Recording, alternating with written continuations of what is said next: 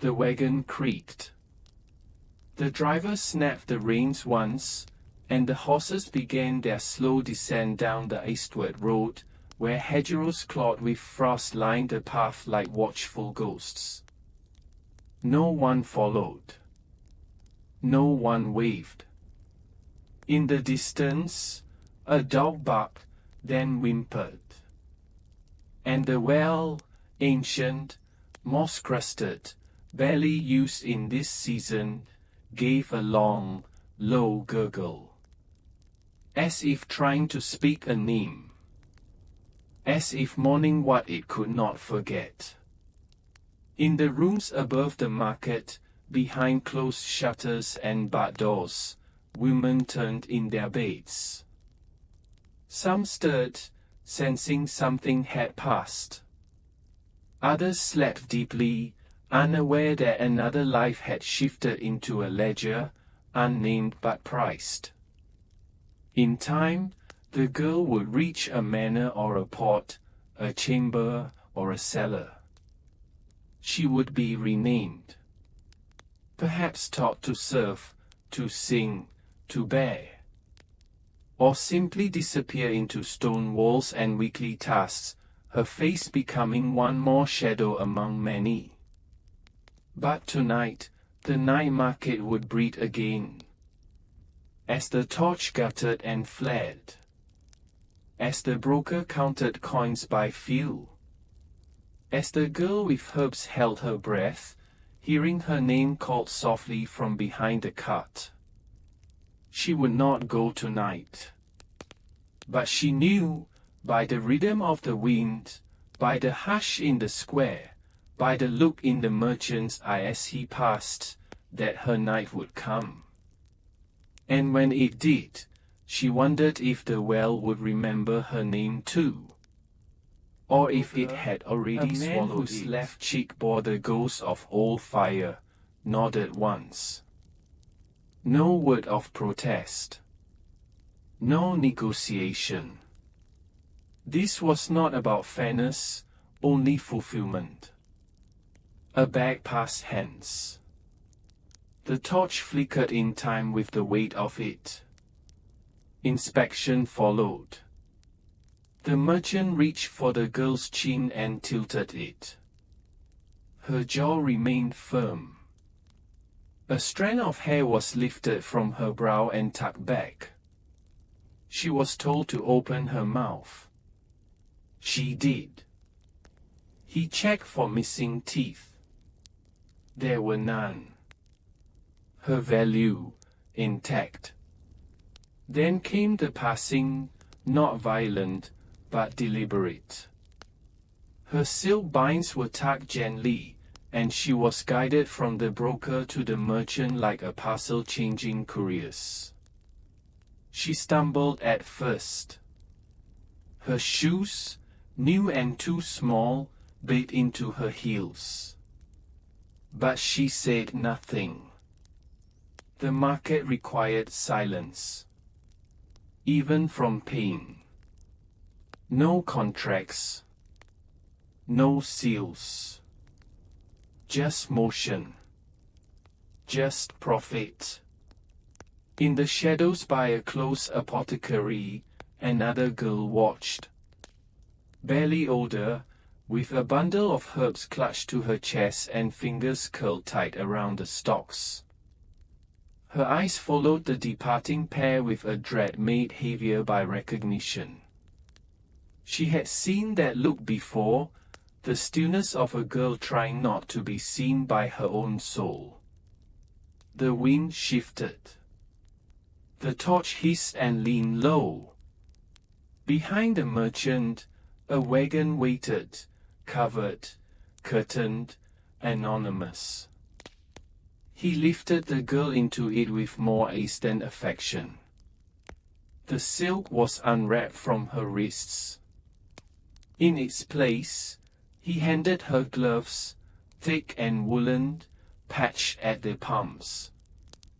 A kindness, perhaps. Or a tool. Or a bribe to keep the silence tucked inside her throat a while longer. She pulled them on slowly, each finger a small funeral, shrieking down the alleyways between shuttered stalls, stirring soot from the blackened forge, and flinging it like spent ash against the stone bones of the old tax hall. It was the kind of cold that scraped the lungs raw and made iron groan. Most had long since fled the square for warm hearths and locked doors, but one torch still held vigil beneath the crooked archway, its flame bowing and snapping as if it, too, feared the dark. Beneath its dim glow, a strange congregation formed, not of saints or sinners, but of merchants and middlemen, of veiled witnesses and silent brokers. It was a market unblessed, unrecorded, unspoken of. No charters were posted. No guards circled. And yet, deals were made here that shaped the fates of daughters and dynasties alike. A girl stood at the center, barefoot on frozen cobblestone, her soles already cracked from the walk.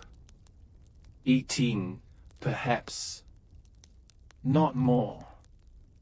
Her wrists were bound not in chains but in silk, crimson dyed, soft to the eye, though no gentler in meaning than iron. She wore a dress stitched from burgundy velvet with faded thistle embroidery, the neckline modest but the hem worn to fray. It had belonged to someone once wealthier. It had passed hands. So had she. She did not cry. But her eyes, searching the shadows beyond the firelight, betrayed the quiet ache of hope. As if some brother might emerge from the mist. A mother. A lie undone. But only merchants came.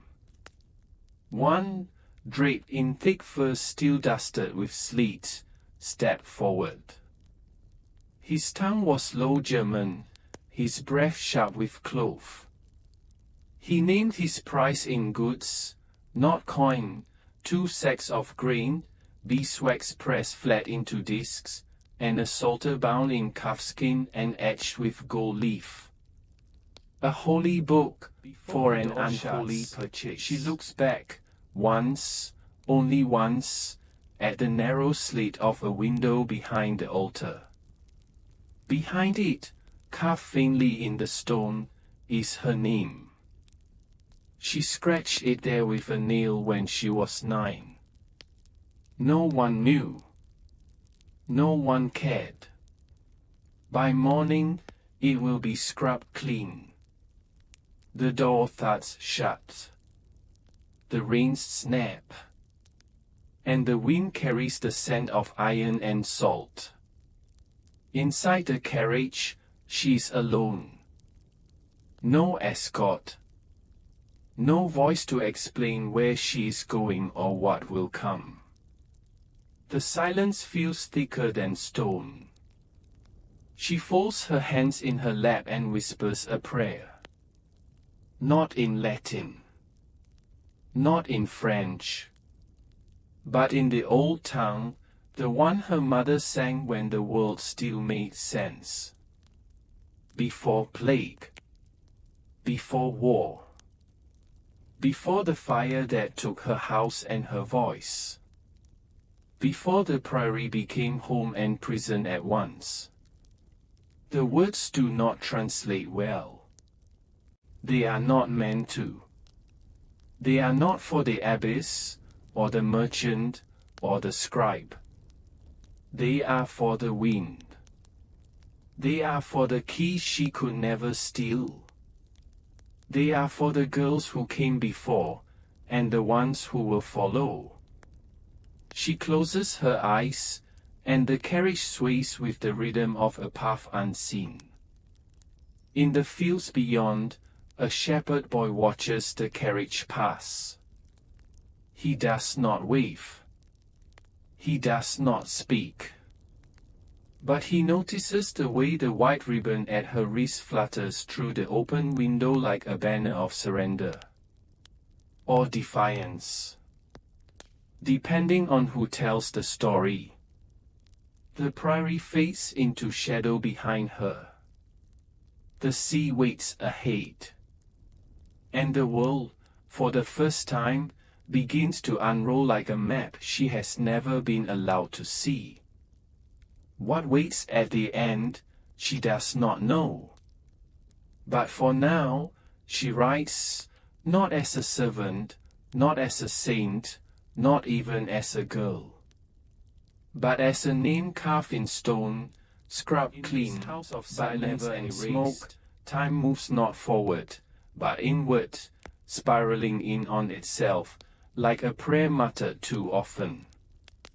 In the side chamber once used for confession, a girl no older than 13 sits on a low wooden stool. Her ankles are shackled in bronze, green with age. The metal bites into skin rubbed raw from cleaning floors and kneeling on flagstones. Her gown, though carefully mended, is too thin for winter. Blue wool, faded at the hem. Her hands are red, cracked, steeped in lye. But her back is straight. She has learned the posture of worth.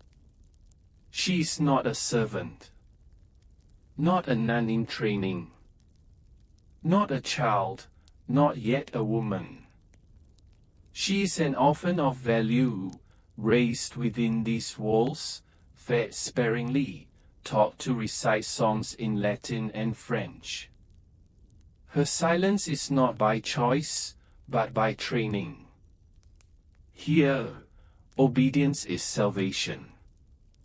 And in that silence, something has broken open. A space where prayer should be, now filled only with cold. Footsteps echo beyond the wooden screen. Slow, deliberate. The abyss appears, robes the color of smoke, face lined like dry parchment. She carries parchment and seal. A transaction. Behind her, a scribe with a crooked back and eyes that never rise above the floor. They do not greet the girl. They do not need to. A wealthy merchant has sent word from the south coast. He seeks a girl who has not bled, who has not spoken, who has not belonged to anyone else. He offers 7 barrels of salted herring and a tribute to the prairie for expansion. He writes of coastal breezes, of a house with rooms that echo, of music, of candles, of need. The girl is told nothing. But she sees the abyss's hands tremble as the scroll is opened. She sees the red wax seal gleamed in the candlelight, like a wound that has not yet dried. And she sees the iron key loop around the abyss's waist, the key to every door in this place, including the one behind her. No auctioneer's chant. The bidding is done in glances, in breath held too long, in the subtle lift of an eyebrow. When it is finished, the girl does not cry. She does not know yet if she has been spared or lost. A brooch is pinned to her collarbone, a golden sun with tiny garnet stones. A mark of ownership disguised as gift. Her new guardian, buyer, husband, master, signs the ledger with his family's crest. Her name is copied down, beside her age, her weight, and a blank space where a dowry might have been. Outside, the sky deepens to bruise. Dogs bark at unseen things. The barn empties slowly. The girl is led away between rows of rotting fence posts, past the chapel where saints watch with eyes worn smooth from 100 years of weather.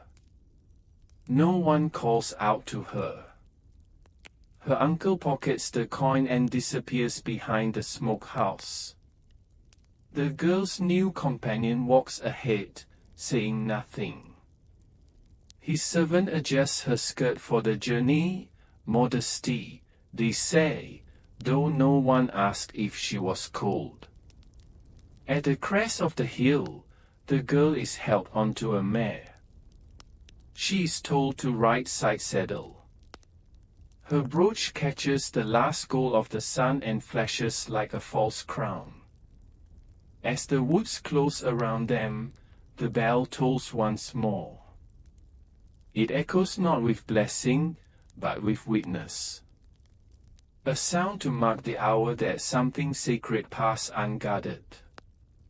A transaction mistaken for ceremony. A girl for a brooch. A silence for a future. Somewhere behind them, in the barn now empty, the woolen cloth still bears the shape of her niece. And in the ledger, beneath the price and seal, no one wrote down what she was thinking as she left. A chill wind whispers through the cloistered walls of the priory. It sleeps beneath rotting wooden beams and over soot-blackened tapestries, brushing against stone floors worn smooth by centuries of penance. A single candle shivers on the altar, its flame fighting shadows that cling like cobwebs to the rafters, as if to summon prayer, but no soul answers. The nave remains hollow, shadows of saints stretch across the stone like fading memories. Down the muddy slope, behind the blacksmith's lean-to, the village barn stands open, its wide wooden mouth swallowing the dusk. Inside, a quiet procession unfolds. Candles flicker atop crates. Straw rustles under boots. The air smells of livestock and lavender, of smoke and sour milk, of iron and anticipation. A girl kneels at the center, hair wound in red ribbons like festal garlands, face powdered with chalk and camphor until it barely resembles her own. Her hands are scrubbed raw, her nails bloodless crescents. A woolen cloth cushions her knees, though it does little to soften the hour. She is not told to smile. She is told to be still. Men arrive in cloaks damp with rain, their voices clipped and low. Women veil their faces, though many know what will happen. They gather not to witness a wedding, but to enact a sale. This, they say, is a bride market. But no vows will be spoken. No priest will raise his hand in blessing. Each man brings a token, proof of status, symbols of worth, a salted piglet, a brass comb, a wax-sealed scroll. They speak in fractured tongues, Latin, French, Saxon, negotiating not for love, but for lineage. Her guardian, an uncle with knotted knuckles and a thinning belt, recites her virtues. She weaves, she kneads bread, she listens. She does not speak unless bidden. She can birth. She can bleed. One man gestures. She is made to stand. Her feet are bare, and the cobbled floor bites. Another nods, he wishes to hear her voice. She sings a line from a cradle hymn, barely more than a breath. It trembles. The door opens. It is enough. A man enters. He is not old, but wear has chiseled lines into his skin, and the road clings to him like a second scent, iron, leather, and ash. He says nothing to the girl. He doesn't need to. His eyes move with the practiced rhythm of someone who has purchased before. He asks the innkeeper 2 questions. Has she all her teeth? And then, does she speak Saxon? She nods once. It is enough. He places a pouch of copper coins on the counter. The innkeeper does not count them. A nod is exchanged, and it is done.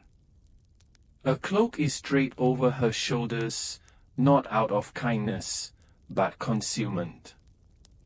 Her shoes are damp from pacing. Her legs ache from waiting. Still, she walks steadily down the stairs, past the row of men who do not look at her, only past her. She is led to the stable, where a cart waits, its wheels sunken into mud beside a sleeping hound and a rusted bridle.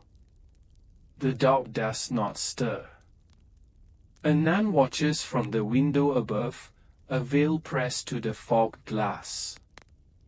Her fingers grip a rosary so tightly that the beads leave bruises. Her lips move in prayer, but no sound escapes. It is not the kind of prayer meant to be heard. It is the kind spoken in protest of powerlessness. The girl does not look back. She has learned what looking back costs. She remembers another girl who did, a cousin, maybe, who screamed until her throat split raw, and was still sent away. Looking back invites mercy. Mercy is not a currency traded here. The cart jolts forward. The path ahead is not a road, only a rut worn into earth by repetition. The wheels groan. The man hums a tune, a lullaby without comfort, passed down by men who never remembered the words. And somewhere ahead, his voice, beyond hedgerows, beyond ink and coin and prayer, another cart will wait. Another ledger will open. Another name will be taken. The trade will continue, quiet and ancient, as it always has. But for now, the cart rolls forward. And the girl does not weep. Rain draws lines on the warped glass panes, each droplet carving silence into the wood beneath. The inn creaks like a tired old beast, groaning under the weight of memory and smoke. Somewhere above, on the upper floor where warm belly climbs, a girl curls deeper into her shawl. The wool itches her neck, but she does not move. Stillness has become a kind of armor. It is her second night waiting, though she has stopped counting time.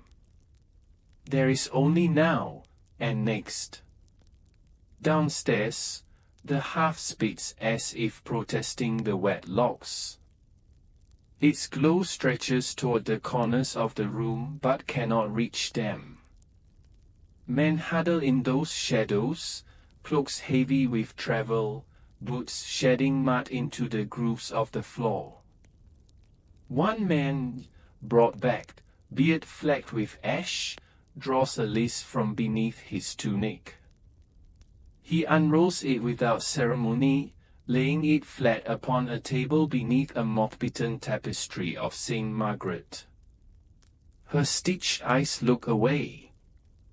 The list is written in thick black ink, names arranged beside numbers, weight, age, village, each marked with a crude slash in red. No one speaks. The fire whispers. The parchment hisses under his fingers. The girl hears none of it. Only the creak of footsteps coming closer. Her breath slows. Her fingers clutch something in her lap, a small carving in bone, no bigger than a thumb. A bird, smooth from time and touch. Her brother had left it on her cot, pressed beneath her blanket the morning she was sent away. No note. No farewell. Just this, a sliver of love made fragile by meet her eyes. He speaks only to the clerk, nodding at the price. She is led away with a rope gently looped around her wrist, not cruelly, just enough to remind her she no longer belongs to herself. Her feet are raw from the cold plank of the scaffold. Her breath clouds the morning air, but she does not shiver. Her mother does not come to see her off. Her brother hides in the barley field, clutching a small wooden talisman he carved the week before. He does not cry. He has learned that tears change nothing. The cart waits at the end of the path, its wheels half sunk in mud. She climbs without help, settles on the wooden slats with folded hands. A raven circles once and lands atop the chapel cross. It does not caw. It watches. The market begins to close. Cloth is packed away. The scaffold is wiped clean. Another girl waits in the wings, her feet already damp with straw and expectation. She is younger. Her hands tremble. The bell tolls once more, not for mass, not for morning, but to mark the end of trade. The priest retreats into the chapel. The clerk closes the ledger. The cart begins to roll. The road ahead winds through hedgerows and fields glazed with frost. Along the way, they pass other travelers, pilgrims, tinkers, beggars, but no one speaks. The man driving hums a tune with no melody. The girl closes her eyes and imagines the sea, though she has never seen it. Her grandmother once told her it roared louder than any man's voice. That memory rises now, soft as breath, and disappears with the wind. She holds on to it. And as the village fades behind her, and the trees rise on either side like silent witnesses, she does not think of where she's going. She thinks of what was never said, of names never spoken, of how quiet the world becomes when a person is turned into currency. She lifts her head and looks to the sky. The raven is still there, gliding above, watching. Morning fog drapes itself over the thatched rooftops of the village like morning cloth. Hoofs clatter through wet mud, echoing against timber walls. A bell tolls once from the chapel, not for worship, but for commerce. In the clearing beyond the mill, a wooden scaffold stands, damp with dew and heavy with silence. Ropes hang from its beams, not for punishment, but for presentation. A young woman, no more than 16, stands barefoot upon the raised platform. Her shift is clean, her eyes are not. Beneath her feet, straw softens the shame. The crows have already gathered, perched on fence posts, eyeing the crowd with bored expectation. Men from nearby towns lean on their walking staffs, cloaks wet with rain. Traders from the coast speak in tongues roughened by salt and wind. A priest, younger than he looks, hides ink-stained hands within his sleeves as he murmurs a blessing no one hears. They speak in hushed tones, as though a louder voice might shatter the illusion that this is anything but sacred custom. She stands still. Not from obedience, but because motion might draw more eyes. Her chin is lifted by a stranger's fingers, too gentle, practiced. He inspects her like livestock.